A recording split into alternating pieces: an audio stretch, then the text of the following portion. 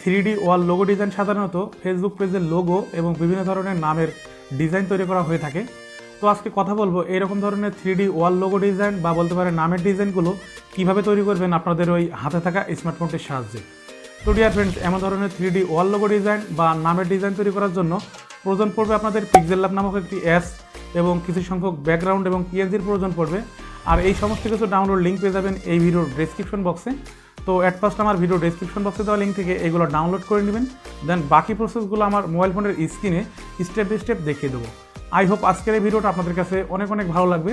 তো dear friends, মূল ভিডিওতে যাওয়ার আগে আপনাদের কাছে একটি ছোট্ট রিকোয়েস্ট, আপনি যদি আমার এই চ্যানেলে প্রথমবারের মতো এসে থাকেন তাহলে অবশ্যই ভিডিও নিচে থেকে চ্যানেলটি সাবস্ক্রাইব করবেন এবং যারা অলরেডি সাবস্ক্রাইব করেছেন তাদেরকে জানাই থ্যাংক ইউ সো মাচ। তো চলুন ডিয়ার ফ্রেন্ডস আমার মোবাইল ফোনের স্ক্রিনে ওয়েলকাম ব্যাক। তো অ্যাট ফার্স্ট আপনারা প্লে স্টোর থেকে Pixellab নামের এই অ্যাপ্লিকেশনটি ইনস্টল করে নেবেন, দেন এরপরে সরাসরি আপনারা Pixellab অ্যাপসটি ওপেন করবেন। তো এই অ্যাপ্লিকেশনটি ওপেন করলে আপনাদের সামনে এমন ধরনের একটি ইন্টারফেস চলে আসবে। সো আপনাদেরকে রিকোয়েস্ট করবো এই ভিডিওটা শুরু থেকে শেষ পর্যন্ত দেখার জন্য, যাতে করে এই ধরনের টিউটোরিয়াল আপনাদের আর দেখার প্রয়োজন না হয়। দেন এরপর এখান থেকে দেখতে পাচ্ছেন ডিফল্ট একটি টেক্সট। তো আপনাদের সর্বপ্রথমে ডিফল্ট টেক্সটটা ডিলিট করতে হবে। তো টেক্সটটা ডিলিট করার জন্য সিম্পলি টেক্সটের পর আপনারা ক্লিক করবেন, করার পর এখান থেকে দেখতেছেন ডিলিট বাটন, জাস্ট এই ডিলিট বাটনের উপর ক্লিক করবেন। তো করার পরে এখান থেকে দেখতেছেন ওকে নামের একটা অপশন, জাস্ট ওকেতে ক্লিক করবেন, এটা ডিলিট হয়ে যাবে তাহলে। দেন এরপরে এখান থেকে একটি আপনাদেরকে ব্যাকগ্রাউন্ড সিলেক্ট করতে হবে। তো ব্যাকগ্রাউন্ডটি ইনপুট করার জন্য জাস্ট এখান থেকে এই অপশনটির উপর একবার ক্লিক করবেন। তো করার পর এখান থেকে দেখতেছেন ফ্রম গ্যালারি নামের একটা অপশন, জাস্ট এখানে একবার ক্লিক করবেন। দেন ক্লিক করলে আপনাদের গ্যালারিটা ওপেন হয়ে যাবে। দেন গ্যালারি থেকে আপনারা এই ব্যাকগ্রাউন্ডটা সিলেক্ট করে দিবেন।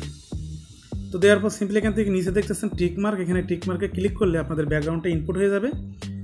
দেন এরপর আপনাদেরকে যে টেক্সটটি অর্থাৎ যে নামটি এখানে লিখতে চান সেই নামটি এখান থেকে লিখে দিবেন। তো নামটি লেখার জন্য জাস্ট এই প্লাসের উপর ক্লিক করবেন। তো করার পর এখান থেকে টেক্সটের উপর ক্লিক করবেন। তো করার পর নিউ টেক্সটটাকে আপনারা এই মিডিলের অপশনটিতে নিয়ে আসবেন। তো আসার পরে এই নিউ টেক্সটের পর আপনারা ডাবল ট্যাপ করবেন।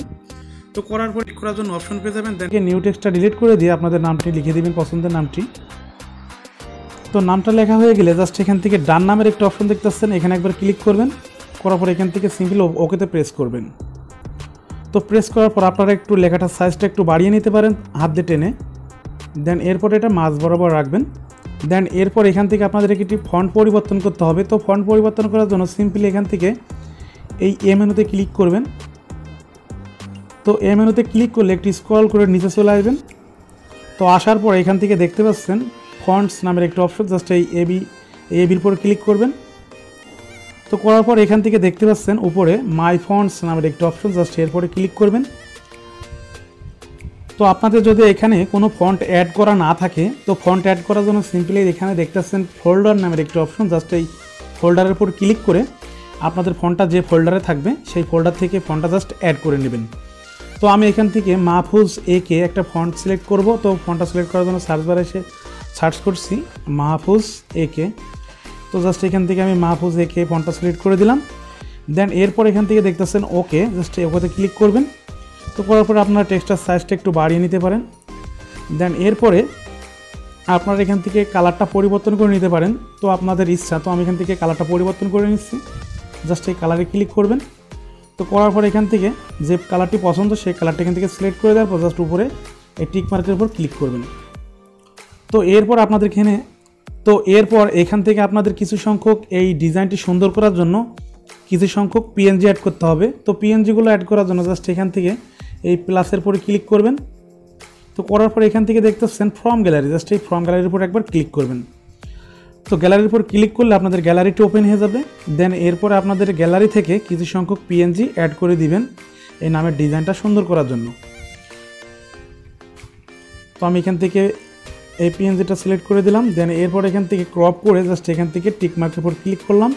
তো আপনারা ঠিক সেম ওয়েতে এইভাবে নামের ডিজাইন করে নেবেন। তো আমি এখান থেকে কীভাবে পিএনজিগুলো অ্যাড করবেন সেটা আমি একটা একটা করে দেখিয়ে দিই, তাহলে আপনাদের বুঝতে সুবিধা হবে।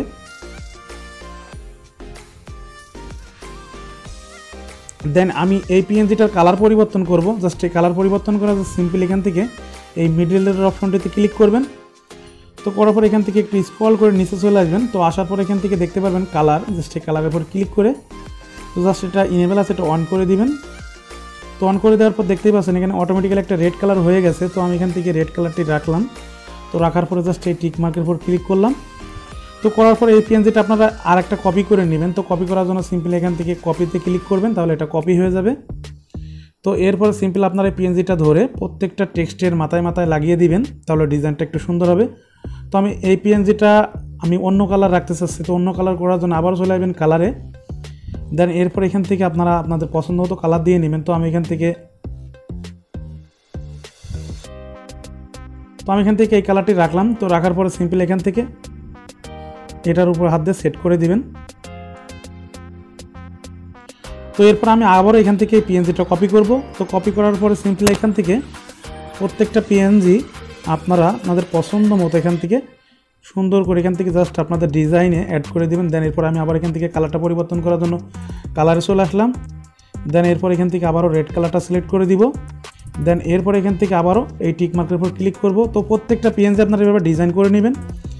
দেন এরপরে আমি আবারও এই পিএনজিটা কপি করব। কপি করে জাস্ট এখান থেকে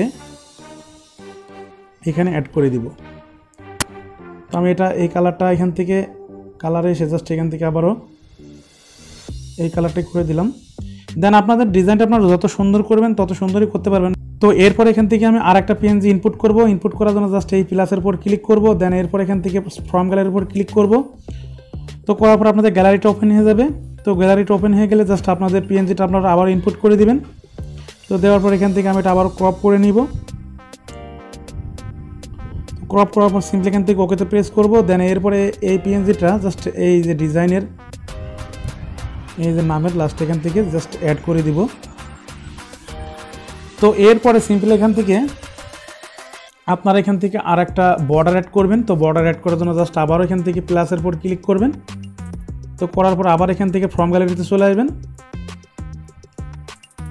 তো গ্যালারি থেকে সিম্পলি এখান থেকে এই বর্ডারটা সিলেক্ট করে দিবেন। তো দেওয়ার পর টিক মার্কের উপর ক্লিক করবেন। তো করার পর সিম্পলি এখান থেকে এই পজিশনে বসিয়ে দিবেন।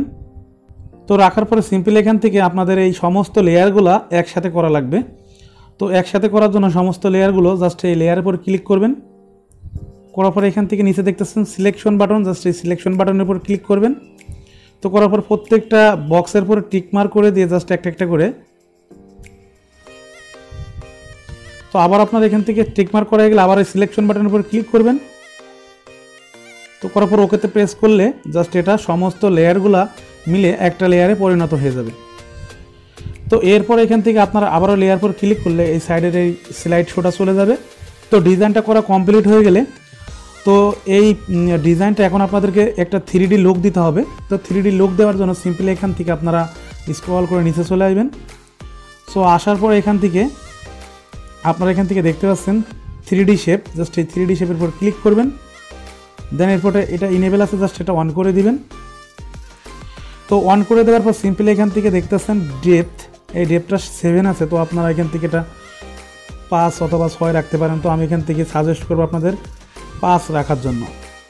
তো এরপর আবার একটু স্ক্রল করে নিচে চলে আসবেন। তো এখান থেকে দেখতেছেন ড্রাকেন, জাস্ট এই ড্রাকেনের উপর ক্লিক করে জাস্ট এটা আপনারা ফুল 100% করে দিবেন। তো 100% করা হয়ে গেলে সিম্পলি এখান থেকে আপনারা জাস্ট এখান থেকে দেখতেছেন এই যে টিক মার্ক, জাস্ট এই টিক মার্কের উপর ক্লিক করবেন।